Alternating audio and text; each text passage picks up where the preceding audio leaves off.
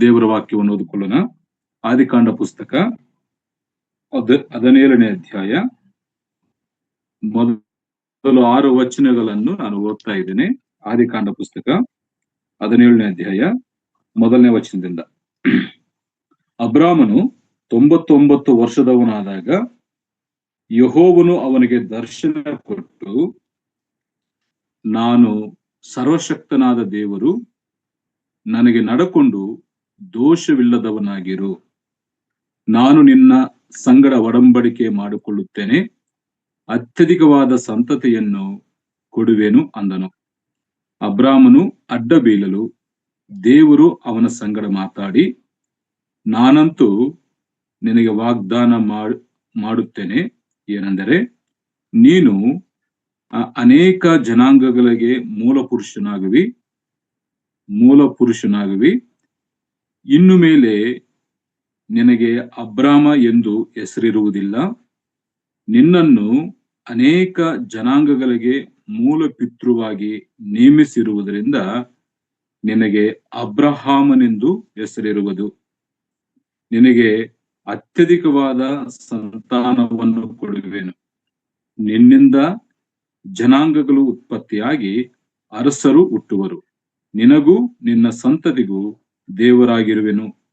ದೇವರಾಗಿರುವೆನೆಂದು ನಾನು ನಿನಗೋಸ್ಕರವೂ ನಿನ್ನ ಸಂತತಿಯ ಎಲ್ಲ ತಲಾಂತರಗಳಿಗೋಸ್ಕರವಾಗಿಯೂ ಮಾಡಿಕೊಂಡ ನನ್ನ ಒಡಂಬಡಿಕೆಯನ್ನು ಸ್ಥಿರಪಡಿಸುವೆನು.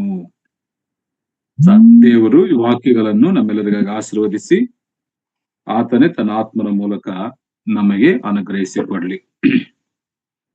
ಪ್ರಿಯರೇ, ನಾವು ನಮ್ಮ ಮೂಲ ಪಿತೃವಾಗಿರುವಂತ ಅಬ್ರಹಾಮನ ಜೀವನದಿಂದ ಅನೇಕ ಆತ್ಮಿಕವಾದಂತ ಸತ್ಯಗಳನ್ನು ನಾವು ಕೇಳಿಸಿಕೊಳ್ಳುತ್ತಾ ಬರ್ತಾ ಇದ್ದೇವೆ.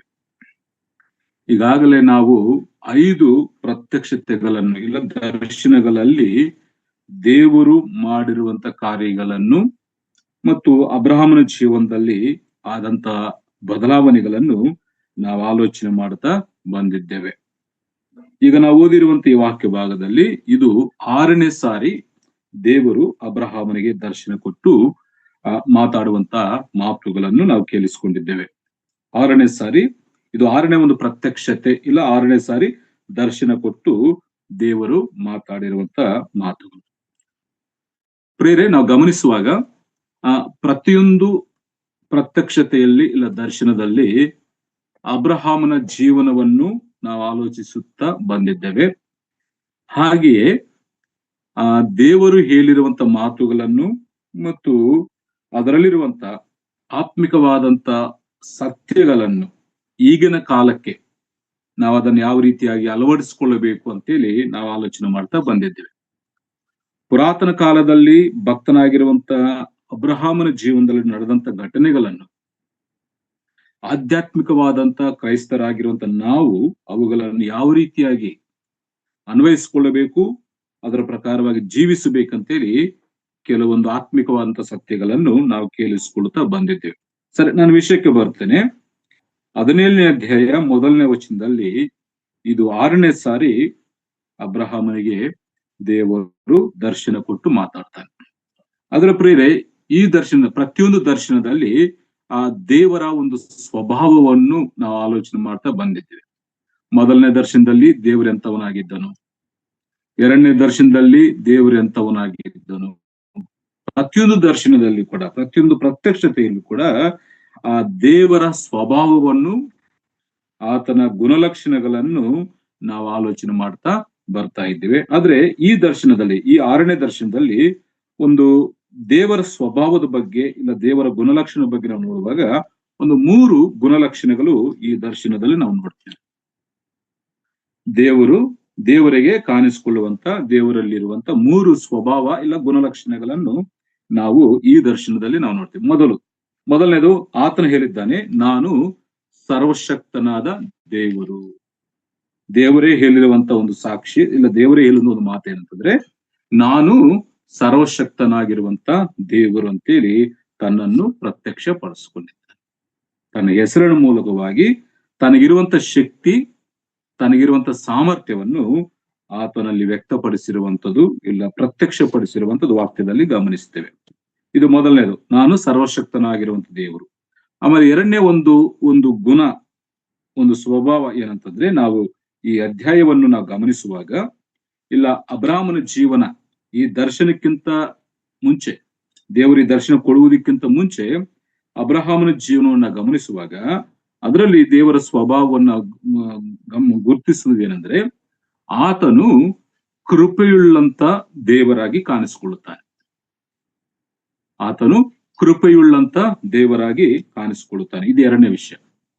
ಮೂರನೇದಾಗಿ ಈ ದರ್ಶನದಲ್ಲಿ ದೇವರು ಕಾಣಿಸಿಕೊಳ್ಳುವಂಥದ್ದು, ಆತನು ಕ್ರಮಪಡಿಸುವಂತ ದೇವರಾಗಿ ಕಾಣಿಸಿಕೊಳ್ಳುತ್ತಾನೆ. ದೇವರ ಮೂರು ಗುಣಲಕ್ಷಣಗಳು. ಒಂದು, ನಾನು ಸರ್ವಶಕ್ತನಾದಂತ ದೇವರು, ಅದನ್ನು ನಾವು ಇಲ್ಲಿ ನೋಡ್ತೀವಿ, ದೇವರೇ ಹೇಳಿದ್ದಾನೆ. ಆಮೇಲೆ ದೇವರು ನಾನು ಕೃಪೆಯುಳ್ಳಂತ ದೇವರು, ನಾನು ಕೃಪೆಯುಳ್ಳಂತ ದೇವರು ಅಂತೇಳಿ. ಆಮೇಲೆ ನಾನು ಕ್ರಮಪಡಿಸುವಂತ ದೇವರು ಅಂತೇಳಿ ಆತನು ಹೇಳಿರುವಂತ ಮಾತುಗಳನ್ನು ನಾವು ವಾಕ್ಯದಲ್ಲಿ ಗಮನಿಸ್ತೇವೆ. ಈ ಮೂರು ಸ್ವಭಾವಗಳು ನಾವು ಈ ದರ್ಶನದಲ್ಲಿ ದೇವರ ಬಗ್ಗೆ ನಾವು ಕೇಳಿಸಿಕೊಳ್ಳುತ್ತೇವೆ. ಆದ್ರೆ ಪ್ರಿಯರೇ, ಈ ದರ್ಶನಕ್ಕೆ ಮೇನ್ ಒಂದು, ದೇವರ ದರ್ಶನ ಕೊಡ್ಲಿಕ್ಕೆ ಮೇನ್ ಒಂದು ಉದ್ದೇಶ ಏನಂತಂದ್ರೆ ಯಾಕೆ ದೇವರು ದರ್ಶನ ಕೊಟ್ಟನು ಅಂತ ನಾವು ಗಮನಿಸುವಾಗ ಒಂದು ವಿಷಯ, ನಿನ್ನ ಸ್ವಂತ ಸಾಮರ್ಥ್ಯದಲ್ಲಿ ಕಾರ್ಯಗಳನ್ನು ಸಾಧಿಸುವ ಪ್ರಯತ್ನವು ನಿಲ್ಲಿಸು.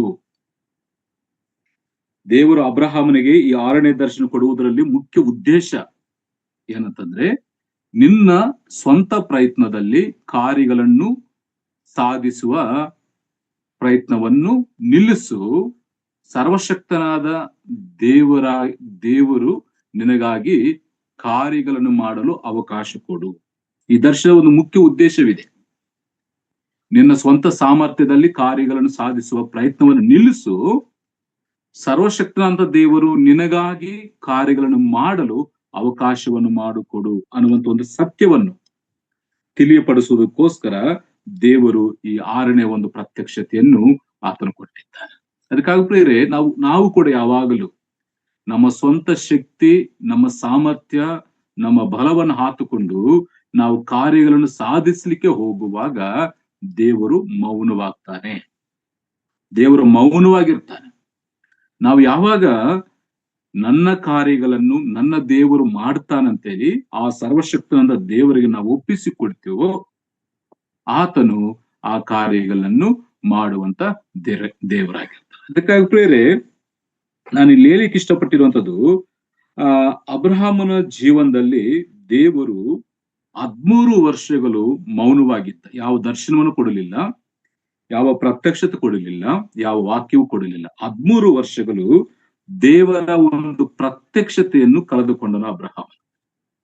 ಅದಕ್ಕಾಗಿ ಈ ದರ್ಶನ ಕೊಡುವುದಕ್ಕಿಂತ ಮುಂಚೆ ಅಬ್ರಹಾಮನ ಜೀವನ ಯಾವ ರೀತಿಯಾಗಿ ಉಂಟು ಅಂತ ನಾವು ಒಂದು 3 ವಿಷಯ ತಿಳಿಸ್ತೇವೆ. ದೇವರ ಸ್ವಭಾವ 3 ವಿಷಯಗಳನ್ನ ನಾವು ಆಲೋಚನೆ ಮಾಡ್ತೇವೆ. ಆತನು ಸರ್ವಶಕ್ತಂತ ದೇವರು, ಆತನು ಕೃಪೆಯುಳ್ಳಂತ ದೇವರು, ಆತನು ಕ್ರಮಪಡಿಸುವಂತ ದೇವರಂತೆ ಈ ದರ್ಶನ ಕಾಣಿಸ್ಕೊಳ್ಳುತ್ತಾನೆ. ಆದ್ರೆ ಈ ದರ್ಶನ ಕೊಡ್ಲಿಕ್ಕೆ ಮೇನ್ ಉದ್ದೇಶ ಏನಂತಂದ್ರೆ, ನಿನ್ನ ಸ್ವಂತ ಸಾಮರ್ಥ್ಯದಲ್ಲಿ ಕಾರ್ಯಗಳನ್ನು ಸಾಧಿಸುವ ಪ್ರಯತ್ನವನ್ನು ನಿಲ್ಲಿಸು. ಸರ್ವಶಕ್ತನ ದೇವರು ನಿನಗಾಗಿ ಕಾರ್ಯಗಳನ್ನು ಮಾಡಲು ಅವಕಾಶವನ್ನು ಮಾಡಿಕೊಡು ಎಂಬ ಉದ್ದೇಶದಿಂದ ಆತನು ಈ ದರ್ಶನವನ್ನು ಕೊಡ್ತಾನೆ. ಆದ್ರೆ ಅಬ್ರಹಾಮನ ಜೀವನ ಯಾವ ರೀತಿಯಾಗಿ ಉಂಟು ಅಂತ ನಾವು ಗಮನಿಸುವಾಗ, ಅಬ್ರಹಾಮನ ಜೀವನ ಈ ದರ್ಶನ ಕೊಡುವುದಕ್ಕಿಂತ ಮುಂಚೆ ಅಬ್ರಹಾಮನ ಜೀವನ ಯಾವ ರೀತಿಯಾಗಿ ಉಂಟಂದ್ರೆ, ಮೊದಲು ಆತನು ದೇವರ ಕೊಟ್ಟಂತ ವಾಗ್ದಾನವನ್ನು ಮರೆತು ಅವಿಧೇಯನಾಗಿ ಜೀವಿಸ್ತಾ ಇದ್ದನು. ಅಬ್ರಹಾಮನ ಜೀವನ ಯಾವ ರೀತಿ ಉಂಟಂದ್ರೆ, ದೇವರು ಕೊಟ್ಟಿರುವಂತ ವಾಗ್ದಾನ 15ನೇ ಅಧ್ಯಾಯದಲ್ಲಿ ನಾವು ಓದ್ತೇವೆ. 15ನೇ ಅಧ್ಯಾಯ 4ನೇ ವಚನದಲ್ಲಿ ಒಂದು ಮಾತಿದೆಯಲ್ಲ, 4-6 ವಚನಗಳಲ್ಲಿ, ಇವನು ನಿನಗೆ ಬಾಧ್ಯನಾಗುವುದಿಲ್ಲ, ನಿನ್ನ ಹೊಟ್ಟೆಯಲ್ಲಿ ಹುಟ್ಟುವವನು ನಿನಗೆ ಬಾಧ್ಯನಾಗುವನು ಎಂದು ಹೇಳಿ ಅವನನ್ನು ಹೊರಗೆ ಕರೆತಂದು ಆಕಾಶದ ಕಡೆಗೆ ನೋಡು, ನಕ್ಷತ್ರಗಳನ್ನು ಲೆಕ್ಕಿಸುವುದು ನಿನ್ನಿಂದಾದರೂ ಲೆಕ್ಕಿಸು, ನಿನ್ನ ಸಂತಾನ ಅಷ್ಟಾಗುವುದು ಅಂದನು. ಅಲ್ಲಿ ದೇವರು ವಾಗ್ದಾನ ಮಾಡ್ತಾನೆ. ಅದನ್ನು ಅಬ್ರಹಾಮನು ನಂಬಿದ್ದನು 6ನೇ ವಚನದಲ್ಲಿ ನಾವು ನೋಡ್ತೇವೆ. ಆದರೆ ಕಾಲಕ್ರಮೇಣ ಏನಾಯ್ತು ಅಂದ್ರೆ, ಕಾಲಕ್ರಮೇಣ ಆತನ ವಾಗ್ದಾನವನ್ನು ಮರೆತು, ದೇವರ ವಾಗ್ದಾನವನ್ನು ಮರೆತು ಅವನು ಅವಿಧೇಯನಾಗಿ ಜೀವಿಸುತ್ತಿರುವಂತ ಒಂದು ಸಮಯ. ನಾವು 16ನೇ ಅಧ್ಯಾಯ ಓದುವಾಗ ನಮಗೆ ಅರ್ಥವಾಗ್ತದೆ. ಮೊದಲು ದೇವರ ವಾಗ್ದಾನವನ್ನು ಮರೆತು ಅವಿಧೇಯನಾಗಿ ಜೀವಿಸ್ತಾ ಇದ್ದನು. 2, ತನ್ನ ಹೆಂಡತಿ ಆಗಿರುವಂತ ಸಾರಾಳ ಮಾತನ್ನು ಕೇಳಿಸಿಕೊಂಡು, ಇಲ್ಲ ಆಕೆ ಮಾತಿಗೆ ಸಮ್ಮತಪಟ್ಟನು. ಅಂದ್ರೆ ಸ್ವಂತ ಪ್ರಯತ್ನದಿಂದ, ಇಲ್ಲ ಸ್ವಂತ ಸಾಮರ್ಥ್ಯದಿಂದ ಮಕ್ಕಳನ್ನು ಪಡ್ಕೊಳ್ಳಬೇಕೆಂಬ ಒಂದು ಆಲೋಚನೆಯನ್ನು ಆತನು ಅನುಮತಿಸಿದನು, ಆ ಮಾತಿಗೆ ಸಮ್ಮತಿಸಿದನು ಅಂತೇಳಿ ವಾಕ್ಯದಲ್ಲಿ ಗಮನಿಸ್ತೇವೆ. ನೋಡಿ 16ನೇ ಅಧ್ಯಾಯ 2ನೇ ವಚನದಲ್ಲಿ ಲೈಟ್ ಆಫ್ 2ನೇ ವಚನದಲ್ಲಿ ನಾವು ಗಮನಿಸುವಾಗ, ಹೀಗಿರಲಾಗಿ ಸಾರಾಯಲು ಅಬ್ರಾಮನಿಗೆ, ಯೆಹೋವನು ನನಗೆ ಮಕ್ಕಳನ್ನು ಕೊಡಲಿಲ್ಲವಷ್ಟೇ, ನೀನು ನನ್ನ ದಾಸಿಯ ಬಳಿಗೆ ಹೋಗಬೇಕು. ಒಂದು ವೇಳೆ ಅವಳ ಮೂಲಕ ನನಗೆ ಸಂತಾನವಾದಿತ್ತು ಎಂದು ಹೇಳಲು ಅಬ್ರಾಮನು ಆಕೆಯ ಮಾತಿಗೆ ಸಮ್ಮತಿ ಪಟ್ಟನು. ಅಬ್ರಾಮನು ಆಕೆ ಮಾಡಿರುವಂತ ಒಂದು ಆಲೋಚನೆ, ದೇವರು ಅವರಿಗೊಂದು ಅದ್ಭುತವಾದಂತ ವಾಗ್ದಾನವನ್ನು ಕೊಟ್ಟಿದ್ರು ಕೂಡ, ನಿನ್ನ ಸಂತತಿಯನ್ನು ಆಕಾಶದ ನಕ್ಷತ್ರಗಳಿಗಂತೂ ಅಧಿಕವಾಗಿ ಮಾಡ್ತೀನಿ ಅಂತ ದೇವರು ವಾಗ್ದಾನ ಮಾಡಿದ್ರು ಕೂಡ, ಇಲ್ಲಿ ತನ್ನ ಹೆಂಡತಿಯ ಮಾತನ್ನು ಕೇಳಿಸಿಕೊಂಡು ದೇವರ ವಾಗ್ದಾನವನ್ನು ಮರೆತು ಆಕೆಯ ಮಾತಿಗೆ ಸಮ್ಮತಿಸಿರುವಂತದ್ದು ವಾಕ್ಯದಲ್ಲಿ ನಾ ಗಮನಿಸುವಂತ ಒಂದು ಮಾತು. ಆಮೇಲೆ 4ನೇ ವಚನ ಇಲ್ಲ 3ನೇ ವಚನ ಓದ್ತಾ ಬರುವಾಗ, ಆಕೆಯ ಆಲೋಚನೆಗೆ ಕಿವಿ ಕೊಟ್ಟು ಸ್ವಂತ ಪ್ರಯತ್ನಗಳಿಂದ ಸಮಸ್ಯೆಗಳನ್ನು ತಂದಿಟ್ಟುಕೊಂಡ. ಈ ದರ್ಶನಕ್ಕಿಂತ ಮುಂಚೆ ಅಬ್ರಾಮನ ಜೀವನ ಯಾವ ರೀತಿಯಾಗಿ ಉಂಟು? ದೇವರ ವಾಗ್ದಾನವನ್ನು ಮರೆತು ಆತನ ಅವಿಧೇಯನಾಗಿ ಜೀವಿಸ್ತಾ ಇದ್ದನು. ತನ್ನ ಹೆಂಡತಿಯ ಆಲೋಚನೆ ಕೇಳಿಸಿಕೊಂಡು ಆ ಆಲೋಚನೆ ಸಮ್ಮತಿಸಿದನು. ಹೇಳ್ಬೋದ, ದೇವರು ನಮಗೆ ವಾಗ್ದಾನ ಮಾಡಿದ್ದಾನೆ, ನಾವು ನಂಬಿಗಸ್ತರಾಗಿರ್ಬೇಕು, ಅದನ್ನು ನಂಬಬೇಕಂತ ಹೇಳ್ಬೇಕಾಗಿತ್ತು, ದೇವರು ನಂಬಿಗಸ್ತನಂತೇಳಿ. ಆದ್ರೆ ಆಕೆಯ ಮಾತಿಗೆ ಅವನು ಸಮ್ಮತಿ ಪಟ್ಟನು. ಮತ್ತು ಆ ಅಧ್ಯಾಯದಲ್ಲಿ 3ನೇ ವಚನ ಓದಬೇಕಾದ್ರೆ, ಅದನ್ನು ಕಾರ್ಯರೂಪದಲ್ಲಿ ಮಾಡಿ, ತನ್ನ ಸ್ವಂತ ಪ್ರಯತ್ನವನ್ನು ಮಾಡಿ ಕುಟುಂಬದಲ್ಲಿ ಸಮಸ್ಯೆಗಳನ್ನು ತಂದಿಟ್ಟು. ಅರ್ಥ ಆಯ್ತಾ? ಈ ದರ್ಶನ ಕೊಡುವುದಕ್ಕಿಂತ ಮುಂಚೆ ಅಬ್ರಹಾಮನ ಜೀವನ ಯಾವ ರೀತಿಯಾಗಿ ಉಂಟಂದ್ರೆ, ಆತನ ಅವಿಧೇಯನಾದನು, ಹೆಂಡತಿಯ ಮಾತನ್ನು ಕೇಳಿಸಿಕೊಂಡು ಆಕೆಯ ಆಲೋಚನೆ ಪ್ರಕಾರವಾಗಿ ಮಾಡಿದ್ದರಿಂದ ಕುಟುಂಬದಲ್ಲಿ ಸಮಸ್ಯೆಗಳು ಹೆಚ್ಚಾದ. ಅದಕ್ಕಾಗಿ ಪ್ರಿಯರೇ, ಇದರಲ್ಲಿ ಕೂಡ ಒಂದು ಆತ್ಮಿಕ ಸತ್ಯ ಏನಂತಂದ್ರೆ, ಇವತ್ತು ವಿಶ್ವಾಸಿಗಳಾಗಿರುವಂತ ನಾವು ಕೂಡ ನಮ್ಮ ವಿಷಯದಲ್ಲಿ ದೇವರು ಕೊಟ್ಟಂತ ಮಾತುಗಳನ್ನು ನಾವು ಮರೆತು, ಇಲ್ಲ ದೇವರ ವಾಗ್ದಾನಗಳನ್ನು ನಾವು ಮರೆತು, ನಮ್ಮ ಸ್ವಂತ ಪ್ರಯತ್ನಗಳಿಂದ ನಾವು ಏನೇ ಮಾಡ್ಲಿಕ್ಕೆ ಹೋದರೂ ಕೂಡ, ಇಲ್ಲ ನನ್ನ ಶಕ್ತಿ ನನ್ನ ಸಾಮರ್ಥ್ಯದಿಂದ ನಾನು ಕಾರ್ಯಗಳನ್ನು ಮಾಡ್ಲಿಕ್ಕೆ ಸಾಧ್ಯ ಅಂತ ಹೇಳಿ ನಾವು ಹೋಗುವುದರಿಂದ ಏನಾಗ್ತದೆ? ಅದರಿಂದ ಸಮಸ್ಯೆಗಳು ಬರ್ತವೆ. ಇಲ್ಲಿ ಅಬ್ರಹಾಮನ ಕುಟುಂಬದಲ್ಲಿ ಸಮಸ್ಯೆಗಳು ಬಂದವು. ಅದು ಏನು ಸಮಸ್ಯೆ ಅಂತ ನಾವು ನೋಡ್ತೀವಿ, ಅದು ಓದ್ತಿವೆ. ಹಾಗರಳಿಗೆ ಹುಟ್ಟಿರುವಂತ ಇಸ್ಮಾಯೇಲನ ಹೊಟ್ಟೆಯಲ್ಲಿ ಬಿದ್ದಾಗಿಂದ ಸಮಸ್ಯೆ ಸ್ಟಾರ್ಟ್ ಆಗ್ತದೆ. ಹಾಗರಳು ಗರ್ಭ ಧರಿಸಿದ ಆ ಸಮಯದಿಂದಲೇ ಆ ಕುಟುಂಬದಲ್ಲಿ ಸಮಸ್ಯೆ ಸ್ಟಾರ್ಟ್ ಆಗ್ತವೆ. ಇಂದಿನವರೆಗೂ ಕೂಡ ಆ ಸಮಸ್ಯೆಗಳು ಮುಗಿದು ಹೋಗ್ತಾ ಇಲ್ಲ. ಒಂದು ಅವಿವೇಕವಾದಂತ ಆಲೋಚನೆ, ದೇವರು ಕೊಟ್ಟಂತ ಆ ವಾಗ್ದಾನವನ್ನು ಮರೆತು ಅಪನಂಬಿಗಸ್ತನಾಗಿ ಅವಿಧೇಯನಾಗಿ ತನ್ನ ಹೆಂಡತಿಯ ಮಾತನ್ನು ಕೇಳಿಸಿಕೊಂಡು ದೇವರ ಹತ್ರ ವಿಚಾರಣೆ ಮಾಡದೆ ಆ ಅವಿವೇಕದ ಕಾರ್ಯ ಮಾಡಿದ್ದರಿಂದ ಆವತ್ತಿನಿಂದ ಇವತ್ತಿನವರೆಗೂ ಕೂಡ ಆ ಸಮಸ್ಯೆಯನ್ನು ಪ್ರಪಂಚವು ಅನುಭವಿಸ್ತಾ ಇರುವಂತದ್ದು ನಾವು ನೋಡ್ತಾ ಇದ್ದೇವೆ.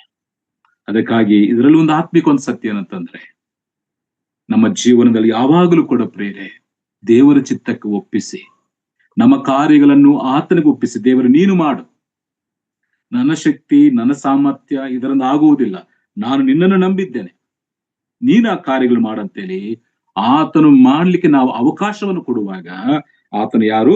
ಸರ್ವಶಕ್ತನಾದಂತ ದೇವರು. ಆತನಿಗೆ ಅಸಾಧ್ಯವಾದದ್ದು ಯಾವುದು ಇಲ್ಲ. ಆ ಕಾರ್ಯಗಳನ್ನು ಮಾಡ್ಲಿಕ್ಕೆ ಆತನು ಸಿದ್ಧನಾಗಿರ್ತಾನೆ. ಅದಕ್ಕಾಗಿ ಪ್ರೇರೆ ಇಲ್ಲಿ ನಾವು ಗಮನಿಸುವಾಗ, ಅಬ್ರಹಾಮನ ಜೀವನದಲ್ಲಿ ಈ ಅವಿವೇಕದ ಕಾರ್ಯ, ಈ ಅನಾಲೋಚನೆ, ಇಲ್ಲಿ ದೇವರ ಮೇಲೆ ಅಪನಂಬಿಕೆಯಿಂದ ಮಾಡಿದ ಈ ಕಾರ್ಯದಿಂದ ಅಬ್ರಹಾಮನು 13 ವರ್ಷಗಳು ದೇವರ ಒಂದು ಪ್ರಸನ್ನತೆಯನ್ನು, ಇಲ್ಲ ದೇವರ ಒಂದು ಅನ್ಯೋನ್ಯತೆಯನ್ನು ಆತನು ಕಳೆದುಕೊಳ್ಳುತ್ತಾನೆ. ನೋಡಿ 16ನೇ ಅಧ್ಯಾಯ 16ನೇ ವಚನದಲ್ಲಿ ನಾವು ಓದುವಾಗ, ಅವಳು ಇಸ್ಮಾಯಿಲನನ್ನು ಹೆತ್ತಾಗ ಅಬ್ರಾಮನು 86 ವರ್ಷದವನಾಗಿದ್ದನು. ಇಸ್ಮಾಯಿಲ್ ಹುಟ್ಟುವಂತ ಸಮಯಕ್ಕೆ ಅಬ್ರಾಹಮನ ವಯಸ್ಸೆಷ್ಟು? 86 ವರ್ಷದವನಾಗಿದ್ದ. ಈಗ ದೇವರು ಯಾವಾಗ ಪ್ರತ್ಯಕ್ಷ ಕೊಡ್ತಾ ಇದ್ದಾನೆ? 99 ವರ್ಷದಲ್ಲಿ ದೇವರು ಮತ್ತೆ ಆತನಿಗೆ ಪ್ರತ್ಯಕ್ಷ ಕೊಡ್ತಾರೆ. ಅದಕ್ಕೆ ನಾನು ಪ್ರಾರಂಭದಲ್ಲಿ ಹೇಳಿದ್ದೆ, ಆತನ ಕೃಪೆಯುಳ್ಳಂತ ದೇವರು. ಭಕ್ತನು ಅವಿಧೇಯನಾಗಿ ತಪ್ಪಿ ಹೋಗ್ತಾ ಇದ್ದಾಗಲೂ ಕೂಡ 13 ವರ್ಷಗಳು ತನ್ನ ಪ್ರಸನ್ನತೆಯನ್ನು, ತನ್ನ ಮಾತುಗಳನ್ನು ಕಳೆದುಕೊಂಡಿದ್ರು ಕೂಡ ಅಯೋಗ್ಯನಾದಂತ ತನ್ನ ಭಕ್ತನ ಮೇಲೆ ಆತನ ಕೃಪೆ ತೋರಿಸಿ ಮತ್ತೆ ದರ್ಶನ ಕೊಟ್ಟು ಆತನೊಂದಿಗೆ ಮಾತಾಡ್ತಾ ಇದ್ದಾನೆ.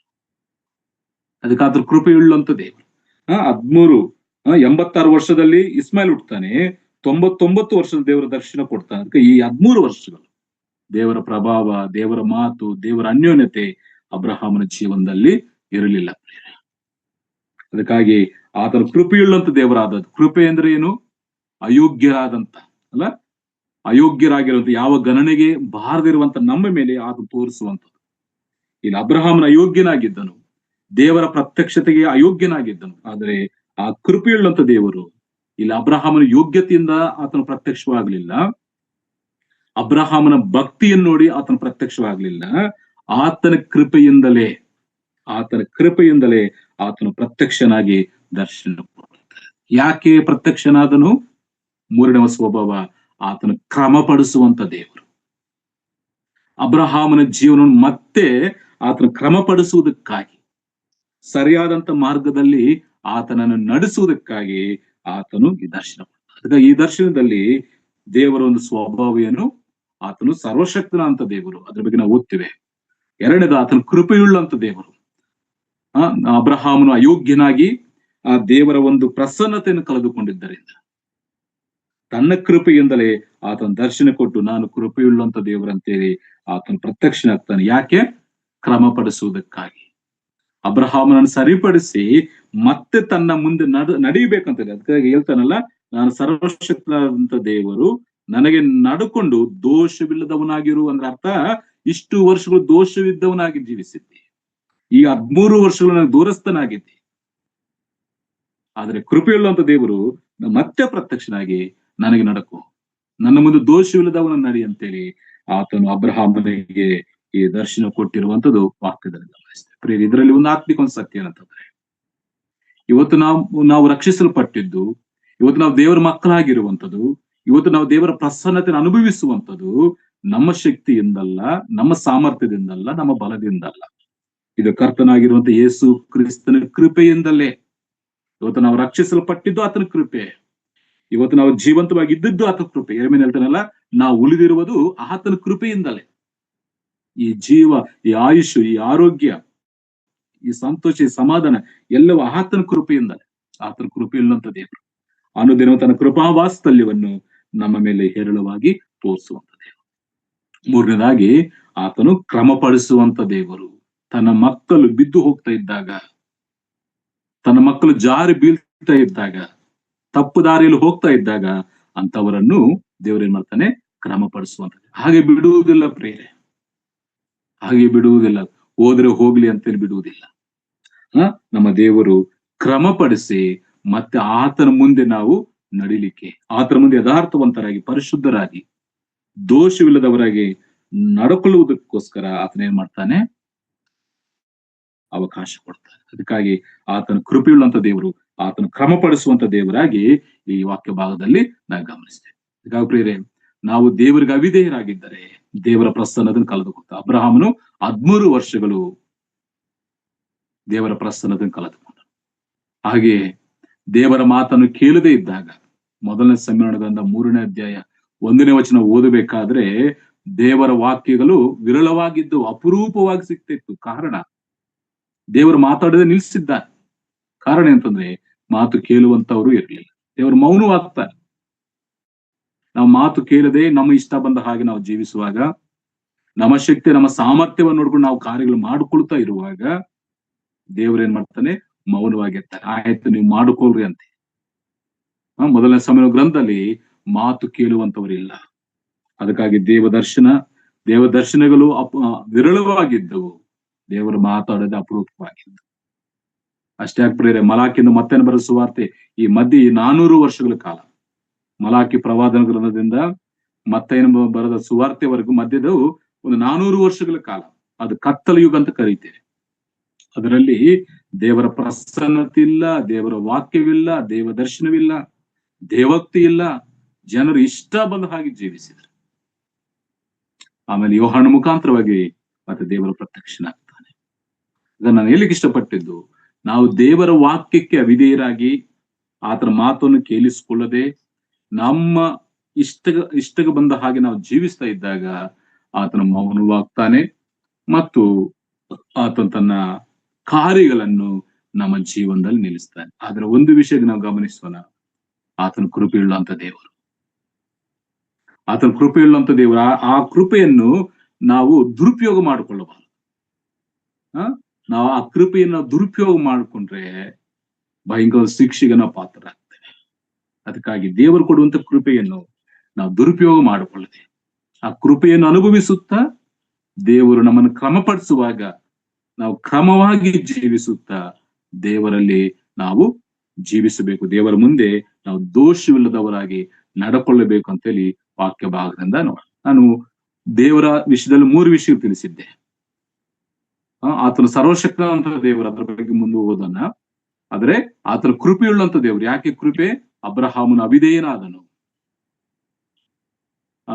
ಶಾರಾ ಒಂದು ಆಲೋಚನೆ ಕೇಳಿ ಅದಕ್ಕೆ ಸಮ್ಮತಪಟ್ಟು ಸ್ವಂತ ಪ್ರಯತ್ನದಿಂದ ಸಮಸ್ಯೆಗಳನ್ನು ತಂದಿಟ್ಟುಕೊಂಡನು. ಅದಕ್ಕಾಗಿ ದೇವರು ಕೃಪೆ ತೋರಿಸಿದ್ದಾನೆ. 3ನೇದಾಗಿ ಆತನು ಕ್ರಮಪಡಿಸಿದ್ದಾನೆ. ಕ್ರಮಪಡಿಸುವುದಕ್ಕಾಗಿ ಆತನು ಪ್ರತ್ಯಕ್ಷನಾಗಿರುವಂತದ್ದು ವಾಕ್ಯ ಭಾಗದಲ್ಲಿ ನಾ ಗಮನಿಸಿದೆ. ಸರಿ, ನಾನು ವಿಷಯಕ್ಕೆ ಬರ್ತೇನೆ. ಅಬ್ರಾಮನು 99 ವರ್ಷದವನಾದಾಗ ಯೆಹೋವನು ಅವನಿಗೆ ದರ್ಶನ ಕೊಟ್ಟು, 99 ವರ್ಷದವನಾದಾಗ, 13 ವರ್ಷಗಳು ದೇವರ ದರ್ಶನ ಇರಲಿಲ್ಲ. ಆದ್ರೆ ಈಗ 99 ವರ್ಷದವನಾದಾಗ ದೇವರ ದರ್ಶನ ಕೊಡ್ತಾನೆ. ದರ್ಶನ ಕೊಟ್ಟ ಆತನ ಇರುವಂತ ಮಾತೇನು? ನಾನು ಸರ್ವಶಕ್ತನ ಅಂತ ದೇವರು. ಯಾಕೆ ಮಾತು ಹೇಳಬೇಕಾಗಿತ್ತು? ನಾನು ಸರ್ವಶಕ್ತ ಅಂತ ದೇವರಂತ ಹೇಳಿ ಯಾಕೆ ಹೇಳಬೇಕಾಗಿತ್ತಂದ್ರೆ, ನೀನು ನಿನ್ನ ಸ್ವಂತ ಪ್ರಯತ್ನಗಳಲ್ಲಿದ್ದೆ ಅಬ್ರಾಮ. ನಾನು ನಿನಗೆ ವಾಗ್ದಾನ ಮಾಡಿದ್ದೇನೆ, ಆಕಾಶದ ನಕ್ಷತ್ರಗಳಿಗಿಂತ ಹೆಚ್ಚಾಗಿ ನಿನ್ನ ಸಂತತಿಯನ್ನು ಮಾಡ್ತೇನೆ. ಆದ್ರೆ ನೀನು ಅದನ್ನು ಏನ್ ಮಾಡಿದ್ದಿ? ಮರೆತಿದ್ದಿ. ಈಗ ನಿನ್ನ ಸ್ವಂತ ಪ್ರಯತ್ನದಿಂದ ಸಂತಾನವನ್ನು ಹೆಚ್ಚಿಸಿಕೊಳ್ಬೇಕಂತೇಳಿ ನಿನ್ನ ಹೆಂಡತಿಯ ಮಾತನ್ನು ಕೇಳಿಸ್ಕೊಂಡು ನೀನ್ ಮಾಡಿದ್ದಿ. ಆದ್ರೆ ನಾನು ಯಾರು? ನಾನು ಸರ್ವಶಕ್ತನಾದಂತ ದೇವರು. ನನಗೆ ಅಸಾಧ್ಯವಾದದ್ದು ಒಂದು ಇಲ್ಲ. ನಾನು ಸರ್ವಶಕ್ತನಾದಂತ ದೇವರು. ಅದಕ್ಕಾಗಿ ನನ್ನ ಮುಂದೆ ನೀನು ನಡಿ, ದೋಷವಿಲ್ಲದವನಾಗಿ ನಡಿ, ನಿನ್ನ ಕಾರ್ಯಗಳನ್ನು ನಾನು ಮಾಡುತ್ತೇನೆ, ನನ್ನ ಒಪ್ಪಿಸು ಅಂತೇಳಿ ದೇವರು ತನ್ನ ಸರ್ವಶಕ್ತಿಯನ್ನು ಅಲ್ಲಿ ತೋರ್ಪಡಿಸಿರುವಂತದ್ದು ವಾಕ್ಯದಲ್ಲಿ ಗಮನಿಸ್ತಾರೆ. ಅದಕ್ಕಾಗಿ ನಾನು ಸರ್ವಶಕ್ತ ಅಂತ ದೇವರು ಅಂತ ಯಾಕೆ ಪ್ರತ್ಯಕ್ಷ ಪಡಿಸ್ಕೊಳ್ತಂದ್ರೆ, ನೀವ್ಯಾಕೆ ನಿನ್ನ ಸ್ವಂತ ಪ್ರಯತ್ನ ಮಾಡ್ತಾ ಇದ್ದೀಯಾ? ಅದರ್ಥ. ನೀನ್ ಯಾಕೆ ನಿನ್ನ ಸ್ವಂತ ಪ್ರಯತ್ನದಲ್ಲಿ ನೀನು ಸಮಸ್ಯೆಗಳು ತಂದಿಟ್ಕೊ. ಈ ನೀನು ಮಾಡಿದ್ದಂತ ಕಾರ್ಯದಿಂದ ಕುಟುಂಬದಲ್ಲಿ ಏನಾಯ್ತು? ಸಮಸ್ಯೆಗಳಾಯ್ತು. ಒಬ್ಬರಿಗೊಬ್ರಿಗೆ ಅಸಮಾಧಾನ ಇತ್ತು. ಹಾಗರಳು ಮನೆ ಬಿಟ್ಟು ಹೋಗ್ಬೇಕಾಗಿತ್ತು. ಮತ್ತೆ ದೇವರು ಮತ್ತೆ ಕರೆತರ್ತಾನೆ, ಬೇರೆ ವಿಷಯ. ಅದ ನೀನ್ ಯಾಕೆ ಸ್ವಂತ ಪ್ರಯತ್ನಗಳು ಮಾಡಿಕೊಂಡು ಸಮಸ್ಯೆ ಅಂತ ಅಂದಿರ್ತೀನಿ? ನಾನು ಯಾರು ಗೊತ್ತಾ? ನಾನು ಸರ್ವಶಕ್ತನಂತ ದೇವರಂತ ಹೇಳಿ ಆತನು ತನ್ನನ್ನು ತಾನು ಪ್ರತ್ಯಕ್ಷ ಪಡಿಸಿಕೊಂಡಿರುವಂತ ವಾಕ್ಯದಲ್ಲಿ ನಾವು ಗಮನಿಸ್ತೇವೆ. ಸರ್ವಶಕ್ತ ಅಂತ ದೇವರಂದ್ರೆ ಇಬ್ರಿ ಭಾಷೆಯಲ್ಲಿ ಎಲ್ ಶಡಾ ಎನ್ ಪದ, ಸರ್ವಶಕ್ತ ಅಂತ ದೇವರು. ಇದನ್ನು ಪರಿಶುದ್ಧ ಗ್ರಂಥದಲ್ಲಿ ಸುಮಾರು 48 ಸಾರಿ ಈ ಪದವನ್ನು ನಾವು ನೋಡ್ತೇವೆ. ನಾನು ಸರ್ವಶಕ್ತ ಅಂತ ದೇವರು, ಎಲ್ ಶಡಾಯ್ ದೇವರು, ನಾನು ಸರ್ವಶಕ್ತ ಅಂತ ದೇವರು. ಯೋಬನ ಗ್ರಂಥದಲ್ಲಿ 31 ಸಾರಿ ಇದೆ. ಆದಿಕಾಂಡ ಪುಸ್ತಕದಲ್ಲಿ 6 ಸಾರಿ ಇದೆ. ಒಟ್ಟು 48 ಸಾರಿ ಈ ಹಳೆ ಒಡಂಬಡಿಕೆಯಲ್ಲಿ ಆತನ ತನ್ನ ಸ್ವಭಾವವನ್ನು, ತನ್ನ ಶಕ್ತಿಯನ್ನು ಆತನು ತೋರ್ಪಡಿಸಿಕೊಂಡಿದ್ದಾನೆ. ಸರ್ವಶಕ್ತ. ಇವತ್ತು ನಮ್ಮ ಜೀವನದಲ್ಲಿ ಕೂಡ ಆತನ ಸರ್ವಶಕ್ತನ ಅಂತ ದೇವರು. ಸರ್ವಶಕ್ತನ ದೇವರಂದ್ರೆ ಅಸಾಧ್ಯವಾದದ್ದನ್ನು ಸಾಧ್ಯಪಡಿಸುವಂತ ದೇವರು. ಅಬ್ರಹಾಮನಿಗೆ ಮಕ್ಕಳು ಹುಟ್ಟುವಂತ ಅದು ಅಸಾಧ್ಯವೇ, ಆದ್ರೆ ಅದನ್ನು ಸಾಧ್ಯಪಡಿಸುವಂತ ದೇವರು ಯಾರು? ಸರ್ವಶಕ್ತನ ದೇವರು. ಸರ್ವಶಕ್ತ ಅಂದ್ರೆ ಅಸಾಧ್ಯಗಳನ್ನು ಸಾಧ್ಯಪಡಿಸುವಂತ ದೇವರು. ನನಗೆ ಅಸಾಧ್ಯ ಇದೆ, ನಾನು ಮುಂದೆ ಓದ್ತೇನೆ. ಮತ್ತೆ ಎರಡನೇದು, ತನ್ನ ವಾಗ್ದಾನಗಳನ್ನು ಆತನು ನೆರವೇರಿಸಲಿಕ್ಕೆ ಶಕ್ತಿಯುಳ್ಳಂತ ದೇವರು. ಸರ್ವಶಕ್ತ ದೇವರು ಅಂದ್ರೆ ಅಸಾಧ್ಯಗಳನ್ನು ಸಾಧ್ಯಪಡಿಸುವಂತ ದೇವರು. 2, ತನ್ನ ವಾಗ್ದಾನಗಳನ್ನು ಆತನು ನೆರವೇರಿಸಲಿಕ್ಕೆ ಶಕ್ತಿ ಸಾಮರ್ಥ್ಯವುಳ್ಳಂತ ದೇವರು. ಮನುಷ್ಯ ನಾವೊಂದು ಮಾತು ಕೊಟ್ರೆ ಅದು ನೆರವೇರಿಸಲಿಕ್ಕೆ ಆಗುವುದಿಲ್ಲ ಕೆಲವೊಂದು ಸಂದರ್ಭಗಳು. ಯಾಕಂದ್ರೆ ನಾವು ಬಲಹೀನರು, ಎಲ್ಲ ಮಾತುಗಳನ್ನು ನೆರವೇರಿಸಲಿಕ್ಕೆ ಆಗುವುದಿಲ್ಲ, ಎಲ್ಲ ಕಾರ್ಯ ಮಾಡ್ಲಿಕ್ಕೆ ಆಗಲ್ಲ, ನಾವು ಬಲಹೀನರು. ಆದ್ರೆ ಈತನು ತಾನು ಹೇಳಿರುವಂತ ಮಾತುಗಳನ್ನು, ತಾನು ಮಾಡಿದಂತ ವಾಗ್ದಾನಗಳನ್ನು ಆತನು ನೆರವೇರಿಸಿಕೊಳ್ಳುವಂಥದ್ದು. ಯಾಕಂದ್ರೆ ಇಲ್ಲಿ ಅಬ್ರಹಾಮ ದೇವರ ವಾಗ್ದಾನ ಮರೆತಿದ್ದ. ಅದಕ್ಕಾಗಿ ಸರ್ವಶಕ್ತ ದೇವರು ಅಂದ್ರೆ ತನ್ನ ವಾಗ್ದಾನಗಳನ್ನು ಆತ ನೆರವೇರಿಸಲಿಕ್ಕೆ ಸಮರ್ಥನುಳ್ಳಂತ ದೇವರು. 3ನೇದಾಗಿ ಸರ್ವಶಕ್ತ ದೇವರು ಅಂದ್ರೆ ತನ್ನ ಮಕ್ಕಳಿಗೆ ಏನು ಮಾಡ್ಲಿಕ್ಕೆ ಆತನ ಆಲೋಚನೆ ಮಾಡಿದ್ದಾನೋ ಅದನ್ನು ಮಾಡ್ಲಿಕ್ಕೆ ಶಕ್ತಿಯುಳ್ಳಂತ ದೇವರು. ತನ್ನ ಮಕ್ಕಳಿಗೆ ಏನು ಮಾಡ್ಲಿಕ್ಕೆ ಆತನು ಆಶೆ ಪಟ್ಟಿದ್ದಾನೋ, ಏನೋ ಅದನ್ನು ಆಲೋಚಿಸಿದ್ದಾನೋ ಅದನ್ನು ನೆರವೇರಿಸಲಿಕ್ಕೆ ಶಕ್ತಿಯುಳ್ಳಂತ ದೇವರಾಗಿದ್ದಾನೆ. ಅದಕ್ಕಾಗಿ ಅಬ್ರಹಾಮನೇ, ನೀನ್ಯಾಕೆ ತೊಂದರೆ ಪಟ್ಟಿದ್ದಿ? ನಿನ್ನ ಸ್ವಂತ ಸಾಮರ್ಥ್ಯದಲ್ಲಿ ಕಾರ್ಯಗಳನ್ನು ಸಾಧಿಸುವ ಪ್ರಯತ್ನ ನಿಲ್ಸು, ನೀನು ನನಗೆ ಒಪ್ಪಿಸು ಅಂತೇಳಿ ದೇವರಲ್ಲಿ ಪ್ರತ್ಯಕ್ಷ ಆಗ್ತದೆ. ಇವತ್ತು ನಮ್ಮ ಜೀವನದಲ್ಲಿ ಕೂಡ ಅಷ್ಟೇ ಪ್ರೇರಣೆ. ನಮ್ಮ ಸ್ವಂತ ಪ್ರಯತ್ನಗಳಲ್ಲಿ ನಾವು ಕಾರ್ಯಗಳನ್ನು ಮಾಡ್ಲಿಕ್ಕೆ ಹೋಗುವಾಗ ಅದರಿಂದ ಸಮಸ್ಯೆಗಳಾಗ್ತೇವೆ ಹೊರತು ದೇವರ ನಾಮಕ್ಕೆ ಮಹಿಮೆ ಆಗುವುದಿಲ್ಲ ಮತ್ತು ನಮಗೆ ಸಮಾಧಾನ ಸಿಗುವುದಿಲ್ಲ. ನಾವು ದೇವ್ರಿಗೆ ಒಪ್ಪಿಸಿ, ನಮ್ಮ ದೇವರು ಯಾರು? ಸರ್ವಶಕ್ತನಾಗಿರುವಂತ ದೇವರು. ನೋಡಿ, ಆದಿಕಾಂಡ ಪುಸ್ತಕ 18ನೇ ಅಧ್ಯಾಯ ಒಂದು ಮಾತು ಓದೋಣ. 18ನೇ ಅಧ್ಯಾಯ 14ನೇ ವಚನದಲ್ಲಿ ಒಂದು ಮಾತಿದೆ ನೋಡಿ. 14ನೇ ವಚನದಲ್ಲಿ, ಯೆಹೋವನಿಗೆ ಅಸಾಧ್ಯವಾದದ್ದುಂಟೋ? ನಾನು ಸರ್ವಶಕ್ತ ದೇವರು, ಯೆಹೋವನಿಗೆ ಅಸಾಧ್ಯವಾದದ್ದುಂಟು? ನಮ್ಮ ದೇವರಿಗೆ ಅಸಾಧ್ಯವಾದದ್ದು ಒಂದು ಇಲ್ಲ. ಆತರ ಎಲ್ಲವೂ ಸಾಧ್ಯಪಡಿಸುವಂತ ದೇವರು. ನಂಬುವುದು ನಿನ್ನಿಂದಾದ್ರೆ ಸಮಸ್ತವೂ ಸಾಧ್ಯ, ನಂಬುವನು ಸಮಸ್ತವೂ ಸಾಧ್ಯ. ಅಬ್ರಹಾಮನು ಮೊದಲು ನಂಬಿದನು, ಆದರೆ ಮನೆಯಲ್ಲಿದ್ದಂತ ಆ ಸಮಸ್ಯೆ, ತನ್ನ ಹೆಂಡತಿಯ ಒಂದು ಒತ್ತಡದಿಂದ ಆತನೇನಾಗ್ತಾನೆ? ಬಲಹೀನನಾಗ್ತಾನೆ. ಅದಕ್ಕಾಗಿ ನಾವು ದೇವರು ನಂಬೋಣ. ಆತನು ಸರ್ವಶಕ್ತನು, ಸಮರ್ಥನು, ಕಾರ್ಯಗಳು ನೆರವೇರಿಸಲಿಕ್ಕೆ ಶಕ್ತನು ಅಂತೇಳಿ ನಾವು ನಂಬುವಾಗ ನಮ್ಮ ಕಾರ್ಯಗಳಲ್ಲಿ ಆತನ ಕೃಪೆ ತೋರಿಸ್ತಾನೆ, ನಮಗೆ ಸಹಾಯ ಮಾಡ್ತಾನೆ. ಮತ್ತೊಂದು ಮಾತು, ಯೆರೆಮೀಯನ ಪ್ರವಾದನ ಗ್ರಂಥದಲ್ಲಿ ಒಂದು ಮಾತು ಓದೋಣ. ಯೆರೆಮೀಯನ ಪ್ರವಾದನ ಗ್ರಂಥ 32ನೇ ಅಧ್ಯಾಯ 17ನೇ ವಚನದಿಂದ ನಾನು ಓದ್ತಾ ಇದ್ದೀನಿ ನೋಡಿ. 17ನೇ ವಚನ, ಎಲೆ ಕರ್ತನಾದ ಯೆಹೋವನೇ, ಆಹಾ, ನೀನು ಭುಜವನ್ನೆತ್ತಿ ನಿನ್ನ ಮಹಾಶಕ್ತಿಯಿಂದ ಭೂಮಿ ಆಕಾಶಗಳನ್ನು ಸೃಷ್ಟಿಸಿದ್ದಿ, ಯಾವ ಕಾರ್ಯವು ನಿನಗೆ ಅಸಾಧ್ಯವಲ್ಲ. ಆತನ ಭುಜಬಲದಿಂದ ಮಹಾಕಾಶಗಳನ್ನು ಸೃಷ್ಟಿ ಮಾಡುವಂತ ದೇವರು. ಭೂಮಿ ಆಕಾಶಗಳನ್ನು ಸೃಷ್ಟಿಸಿದ್ದಿ, ಯಾವ ಕಾರ್ಯವು ನಿನಗೆ ಅಸಾಧ್ಯವಲ್ಲ. ನೀನು ಸಾವಿರಾರು ತಲೆಗಳವರೆಗೆ ದಯ ತೋರಿಸುವವನು, ತಂದೆಗಳ ದೋಷ ಫಲವನ್ನು ಅವರ ತರುವಾಯ ಮಕ್ಕಳ ಮಡಲಿಗೆ ಹಾಕುವವನು ಆಗಿದ್ದಿ. ನೀನು ಮಹಾಪರಾಕ್ರಮಿಯಾದ ದೇವರು, ಸೇನಾಧೀಶ್ವರನಾದ ಯೆಹೋವನೆಂಬುದು ನಿನ್ನ ನಾಮಧೇಯ. ನೀನು ಆಲೋಚನೆಯಲ್ಲಿ ಶ್ರೇಷ್ಠನು, ಕಾರ್ಯದಲ್ಲಿ ಸಮರ್ಥನು. ನೀನು ಪ್ರತಿಯೊಬ್ಬನಿಗೂ ಅವನವನ ಕರ್ಮಕ್ಕೂ ನಡತಕ್ಕೂ ತಕ್ಕ ಫಲವನ್ನು ಕೊಡಬೇಕೆಂದು ನರ ಜನ್ಮದವರ ಮಾರ್ಗಗಳನ್ನೆಲ್ಲ ಕಣ್ಣಾರೆ ನೋಡುತ್ತಿ. ನೋಡಿದ್ರೆ ಈ ವಾಕ್ಯ ಭಾಗದಲ್ಲಿ ದೇವರ ಒಂದು ಶಕ್ತಿ, ಒಂದು ಸಾಮರ್ಥ್ಯ, ಆತನ ಪ್ರಭಾವದ ಬಗ್ಗೆ ಆತನ ಹೇಳುವಂತ ಮಾತು. ಆತನಿಗೆ ಅಸಾಧ್ಯವಾದದ್ದು ಯಾವುದು?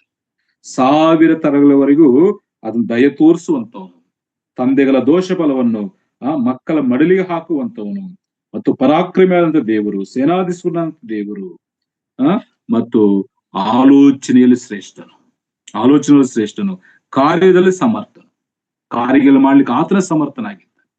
ಆತನು ಸರ್ವಶಕ್ತನಾಗಿರುತ್ತದೆ. ಇಂತಹ ದೇವರಿಗೆ ನಮ್ಮನ್ನು ನಾವು ಒಪ್ಪಿಸ್ಕೊಳ್ಬೇಕು. ಆತ ಹೇಳ್ತಾನೆ, ನರ ಜನ್ಮದವರ ಮಾರ್ಗಗಳನ್ನೆಲ್ಲ ಕಣ್ಣಾರೆ ನೋಡುವಂತ ದೇವರು, ಸರ್ವಜ್ಞನಾದಂತ ದೇವರು, ಸರ್ವಶಕ್ತನಾದಂತ ದೇವರು.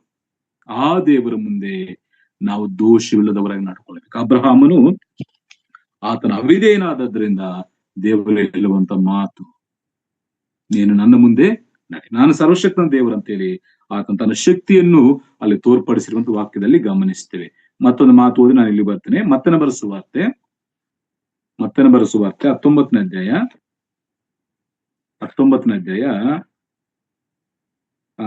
26ನೇ ವಚನದಲ್ಲಿ ಒಂದು ಮಾತು ಓದಿ ನಾನು ಅಲ್ಲಿ ಬರ್ತೇನೆ. ಮತ್ತನ ಬರೆದ ಸುವಾರ್ತೆ 19ನೇ ಅಧ್ಯಾಯ 26ನೇ ವಚನ ಒಂದು ಮಾತು ಓದೋಣ. 26ನೇ ವಚನದಲ್ಲಿ ಮತ್ತನ ಬರೆದ ಸುವಾರ್ತೆ 19ನೇ ಅಧ್ಯಾಯ 26ನೇ ವಚನ, ನಿಮ್ಮಲ್ಲಿ ಆಗಿರಬಾರದು, ಆದರೆ ಮತ್ತೆ 19 26ನೇ ಒಂದು ವಾಕ್ಯ ಓದ್ತೇನೆ ನೋಡಿ. ಯೇಸು ಅವರನ್ನು ದೃಷ್ಟಿಸಿ ನೋಡಿ, ಇದು ಮನುಷ್ಯರಿಗೆ ಅಸಾಧ್ಯ, ಆದರೆ ದೇವರಿಗೆ ಎಲ್ಲವೂ ಸಾಧ್ಯವೇ. ಮನುಷ್ಯರಿಗೆ ಅಸಾಧ್ಯ, ಮಾನವರಾಗಂತ ನಮಗೆ ಅಸಾಧ್ಯ, ಆದ್ರೆ ನಮ್ಮ ದೇವರಿಗೆ ಎಲ್ಲವೂ ಸಾಧ್ಯ. ಅದಕ್ಕಾಗಿ ಈ ದರ್ಶನದಲ್ಲಿ ಅಬ್ರಹಾಮ್ಗೆ ದೇವರು ಕೊಡುವಂತ ಮಾತು ಏನಂತಂದ್ರೆ, ನೀನು ನನ್ನ ಮುಂದೆ ನಡಿ, ನಾನು ಸರ್ವಶಕ್ತನಂತ ದೇವರು, ನನಗೆ ಅಸಾಧ್ಯವಾದಂತೂ ಯಾವುದು. ನಾನು 3 ವಿಷಯ ಹೇಳಿದ್ನಲ್ಲ. ಸರ್ವಶಕ್ತನ ದೇವರು ಅಂದ್ರೆ ಯಾರು? ಅಸಾಧ್ಯಗಳನ್ನು ಸಾಧ್ಯಪಡಿಸುವಂತವನು, ವಾಗ್ದಾನಗಳನ್ನು ನೆರವೇರಿಸಲಿಕ್ಕೆ ಶಕ್ತಿ ಉಳ್ಳಂತವನು, ತನ್ನ ಮಕ್ಕಳಿಗೆ ಏನು ಮಾಡಬೇಕೆಂದು ಆಲೋಚಿಸಿದ್ದಾನೋ ಆ ಆಲೋಚನೆ ನೆರವೇರಿಸುವಂತ ದೇವನು. ಅಷ್ಟು ಮಾತ್ರವಲ್ಲ, ಭೌತಿಕವಾದಂತ ಸ್ಥಿತಿಗತಿಗಳನ್ನು ಬದಲಾಯಿಸಲಿಕ್ಕೆ ಶಕ್ತನು. ಭೌತಿಕವಾದಂತ ಸ್ಥಿತಿಗತಿಗಳನ್ನು ಬದಲಾಯಿಸಲಿಕ್ಕೆ ಕೂಡ ಆತನು ಶಕ್ತನಾಗಿದ್ದಾನೆ. ಇಲ್ಲಿ ನಾವು ಓದಿರುವಂತ ವಾಕ್ಯ ಭಾಗದಲ್ಲಿ ಅಬ್ರಹಾಮನ ಜೀವನವೇ ಬದಲಾವಣೆ ಆಗ್ತದೆ. ಅಬ್ರಹಾಮ ಅವರ ಹೆಸರು ಅವೆಲ್ಲವೂ ಕೂಡ ಬದಲಾವಣೆ ಆಗಿರುವಂತದ್ದು ವಾಕ್ಯ ಭಾಗದಲ್ಲಿ ಗಮನಿಸಿ. ಮೊದಲು ಅಬ್ರಹಾಮನ ಹೆಸರು ಅಬ್ರಾಮ ಅಂತೇಳಿ, ಉನ್ನತವಾದ ತಂದೆ ಅಂತೇಳಿ.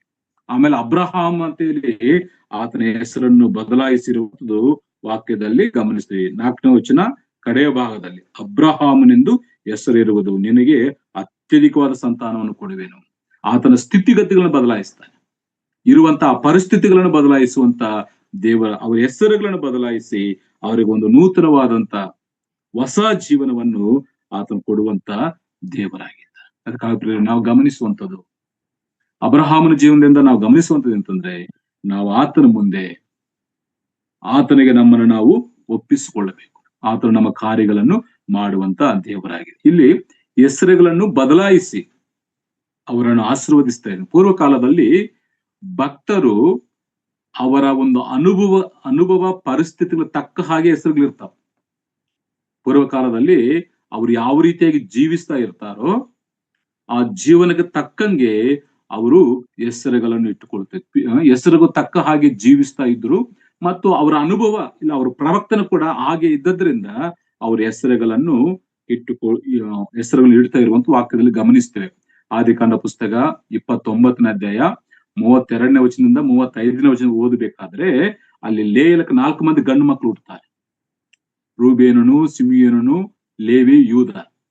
ಅವ್ರಿಗೆ ಹೆಸರಿಡಬೇಕಾದ್ರೆ ಆಕೆ ಜೀವನದಲ್ಲಿ ಏನು ಅನುಭವಿಸಿದ್ದಾಳ ಆ ಅನುಭವ ತಕ್ಕಂಗೆ ಆಕೆ ಹೆಸರುಗಳನ್ನು ಇಟ್ಟಿರುವಂತದ್ದು ವಾಕ್ಯದಲ್ಲಿ ಗಮನಿಸ್ತೇವೆ.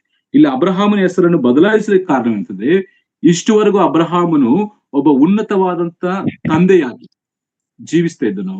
ಇನ್ನು ಮುಂದೆ ಆತನ ಅಬ್ರಹಾಮನಾಗಿ ಅನೇಕ ಜನಾಂಗದವರಿಗೆ ಆತನ ತಂದೆ ಆಗ್ಲಿಕ್ಕಿದ್ದ. ಅದಕ್ಕಾಗಿ ದೇವರು ಅವನ ಹೆಸರನ್ನು ಬದಲಾಯಿಸ್ತಾರೆ.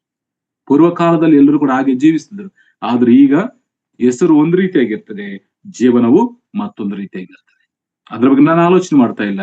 ಆದ್ರೆ ದೇವರು ನಮ್ಮ ಸ್ಥಿತಿಗತಿಗಳನ್ನು ಬದಲಾಯಿಸಿ ನಮ್ಮನ್ನು ಬಲಪಡಿಸುವಂತ ದೇವರಾಗಿದ್ದಾನಂತೇಳಿ ವಾಕ್ಯ ಭಾಗದಿಂದ ನಾ ಗಮನಿಸುವಂತ ಒಂದು ವಿಷಯ. ಅದಕ್ಕಾಗಿ ಒಂದು ಚಿಕ್ಕ ಎಕ್ಸಾಂಪಲ್ ಹೇಳ್ತೇನೆ.